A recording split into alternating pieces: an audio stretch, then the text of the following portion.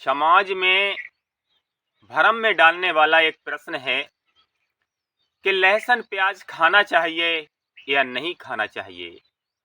बहुत से लोग कहते हैं कि लहसुन प्याज नहीं खाना चाहिए, इसमें दोष है, ये तामसी होता है। तो बहुत से लोग कहते हैं कि लहसुन प्याज में कोई दोष नहीं है। कुछ कथावाचकों का कहना है कि लहसुन प्याज किसी राक्षस के मल से बना है, इसीलिए इसमें दुर्गंध आती है और इसे नहीं खाना चाहिए। तो दूसरे कथावाचक कहते हैं कि लहसुन प्याज जब समुद्र मंथन हुआ था तो उसमें अमृत निकला था। उस अमृत को एक राक्षस ने पी लिया।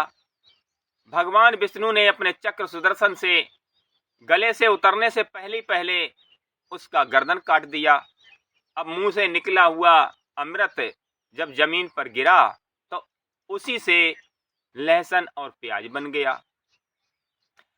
इस तरह की बातें समाज में मनुष्यों को भ्रमित करने वाली होती हैं। उसके यही समझ में नहीं आता है कि इसको खाया जाए या ना खाया जाए।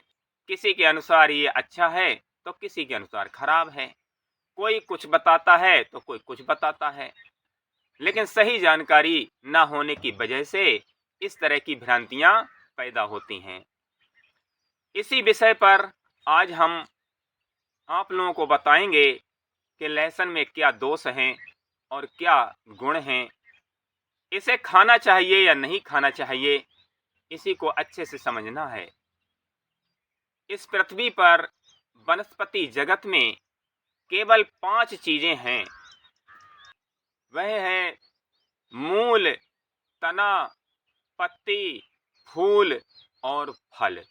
ये 5 चीजें ही वनस्पति जगत में आती हैं, जिससे जितना भी शाकाहारी जीव है वह अपना पेट भरता है, अपना शरीर का पोषण करता है।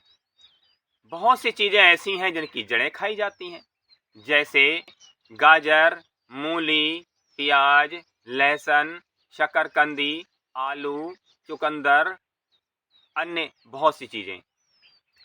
और कुछ के तना खाया जाता है, जैसे गन्ना हो गया, नीचे का और ऊपर का हटा देंगे, बीच का तना खाया जाता है, काम में लिया जाता है। इसी तरह से बहुत का फूल खाया जाता है और किसी का पत्ती खाया जाता है, जैसे मूली की पत्ती, पालक की पत्ती, मेथी की पत्ती, अन्य बहुत सी पत्ती काम में आती है। कच्ची भी खा लेते हैं और पका के भी खाते हैं। और बहुत से का फल खाया जाता है और कुछ का फूल खाया जाता है। तो इसी तरह से इस वनस्पति जगत में इसको छोड़ करके और है ही क्या। तो गाजर, मूली, चुकंदर, शकरकंदी, आलू खाने में कोई दोष नहीं है, लेकिन कहते हैं कि प्याज और लहसुन में दोष है। क्यों? क्योंकि उसमें दुर्गंध आती है। अन्य भी बहुत सी अलग अलग धारणाएं हैं। लेकिन अगर आप मूली खा लें तो पूरे दिन भर ऐसी डकार आएगी, मूली की ही डकार आएगी। हींग भी खा लेते होंगे, जिसमें भी गंध आती है। बहुत सी चीजें ऐसी हैं जो अपनी अलग अलग गंध छोड़ते हैं, लेकिन लहसुन प्याज में दोष मानते हैं। लहसुन प्याज में दोष इसलिए मानते हैं क्योंकि ये तामसी है। लेकिन तामसी गुण तो है, लेकिन ऐसा कोई चीज नहीं है जिसमें गुण और दोष ना पाए जाएं। अगर लहसुन प्याज में तामसी गुण का अवगुण है, तब उसमें बहुत से गुण भी हैं। जैसे प्याज और लहसुन एक प्रकार की औषधियां हैं। इसमें जितना औषधीय गुण है वह अन्य चीजों में नहीं पाया जाता है। गर्मी के मौसम में जब मई और जून की तपन में जब प्यास लगने लगती है, जब लू लग जाती है, ताप लग जाता है शरीर में, कि यदि प्याज खा लो और प्याज यदि हाथों में और पैरों में, शरीर में पीस के मल लो, तो आपको कितना ही बड़ा ताप लगा हो, कितनी भी लू लगी हो, लेकिन आपको डॉक्टर के पास जाना नहीं पड़ेगा। ये बिल्कुल ठीक है और मेरा निजी अनुभव भी है। आप लोग भी इसे आजमा के देख लेना। अन्य भी बहुत सी बीमारियों में, बहुत से रोगों में प्याज से काम आता है। इसी तरह से लहसुन जो 85 रोगों में काम आता है। यदि आप लहसुन खाते हैं तो इससे सर्दी, जुखाम, ठंडी का असर खत्म होता है। दूसरा, यदि आप लहसुन कच्चा खा लेते हैं 1-2 पीस, तो आपकी गैस है, एसिडिटी है, कब्ज है, इसमें बहुत लाभ मिलता है। लहसुन आपकी हार्ट की बीमारी में बहुत ही लाभ पहुंचाता है। लहसुन से ब्लड भी शुद्ध होता है। लहसुन चर्म रोग में भी काम आता है। इसी तरह से लहसुन बहुत सी बीमारियों में काम आता है। लेकिन लहसुन तामसी है, वह अशुद्ध है और उसमें गंध आती है, इसलिए नहीं खाना चाहिए। लेकिन बीमार पड़ जाएं तो डॉक्टर के पास जाएं। पता नहीं कैसी कैसी चीज़ों से दवाइयाँ बन के आती हैं, वो सब खा जाते हैं। बहुत सी दवाइयाँ जानवरों की हड्डी से बनाई जाती हैं, कुछ दवाइयाँ मछली के तेल से बनती हैं और कुछ दवाइयाँ अन्य पशु और पक्षियों से बनाई जाती हैं। वो सब खा लेंगे, उसमें कोई दोष नहीं है, लेकिन कहते हैं लहसुन और प्याज में दोष है। एक व्यक्ति रहा, उसके गुरु ने उससे कहा कि लहसुन प्याज मत खाना, मांस मत खाना। मार्केट में गया जहां पर आमलेट बिक रहा था, उससे कहा भैया आमलेट बना दो। उसने कहा कैसा बनाएं? बोले लहसुन प्याज मत डालना और कोई बात नहीं है। उसने कहा लहसुन प्याज में इतना बड़ा दोष है, लेकिन इस अंडे में कोई दोष नहीं है जिससे जीव पैदा होता है। तो वह व्यक्ति बोला कि गुरु महाराज ने कह दिया है हमारे, इसलिए हम नहीं खाते हैं। तो ऐसे ऐसे उपदेशक भी हैं जो ऐसी ऐसी बात बता देंगे, और चेले भी ऐसे हैं कि ऐसी ऐसी बात को बिना विचारे ही स्वीकार कर लेते हैं। जो अंडा मुर्गी के पेट से निकलता है और उसमें कचड़ाई भरा होता है और उसमें जीव भी होता है, उसी से बच्चे बनते हैं, उसको खा लेंगे, लेकिन लहसुन और प्याज को नहीं खाते हैं। अब थोड़ा सा हम इसकी सच्चाई बताते हैं कि लहसुन प्याज में क्या दोष है। लहसुन और प्याज थोड़ा सा गर्म होता है, थोड़ा सा उत्तेजक मानते हैं। इससे थोड़ा सा उत्तेजक होने की वजह से, तामसी होने की वजह से थोड़ी सी काम वासना बढ़ती है। तो गृहस्थ में रहने वालों के लिए तो इसका कोई फर्क नहीं पड़ता है। लेकिन हाँ, यदि भगवान के भजन और चिंतन ध्यान में लगा हुआ है तो उसके लिए ये लहसुन प्याज का त्याग करना चाहिए। और लहसुन प्याज के साथ साथ में उसे दूध और घी भी नहीं खाना चाहिए, क्योंकि उससे भी उत्तेजना पैदा होती है, काम वासना भड़कती है। और मांस और मदिरा, ये तो भगवान के भजन और भक्ति करने वाले साधक के लिए बहुत ही ज़्यादा ही खराब भोजन है। इसका तो बिल्कुल ही सेवन नहीं करना चाहिए। हमारे शास्त्रों में भी बताया है और ऋषि मुनि संत महात्माओं का भी अनुभव है। यदि भगवान की भजन भक्ति ध्यान में लगा हुआ कोई भी व्यक्ति है, कोई साधक है, कोई योगी है, संत महात्मा है, तब उसे बिल्कुल ही सादा आहार करते हुए भगवान की भजन भक्ति करना चाहिए। बिल्कुल सादा आहार यही है कि दाल रोटी साग सब्जी फल फूल खाए और भगवान का भजन भक्ति और हरि गुण गाए, तब सबसे अच्छा है। क्योंकि भगवान की भजन भक्ति ध्यान तभी हो पाता है जब साधक अपने आहार पर नियंत्रण कर लेता है। आहार पर नियंत्रण इतना ही है कि जो चीज़ हमारे भजन चिंतन में बाधक बने, जिससे हमारे अंदर कोई काम विकार पैदा हो, जिससे हमारा मन विचलित और चंचल बने, तो उस भोजन को त्याग देना चाहिए। गीता में 3 तरह का भोजन बताया गया है। वो कौन सा? एक तामसी, दूसरा राजसी और तीसरा सात्विकी भोजन। तामसी और राजसी ये दोनों प्रकार का भोजन भजन चिंतन में बहुत बड़ा बाधक है। तामसी भोजन कौन सा है?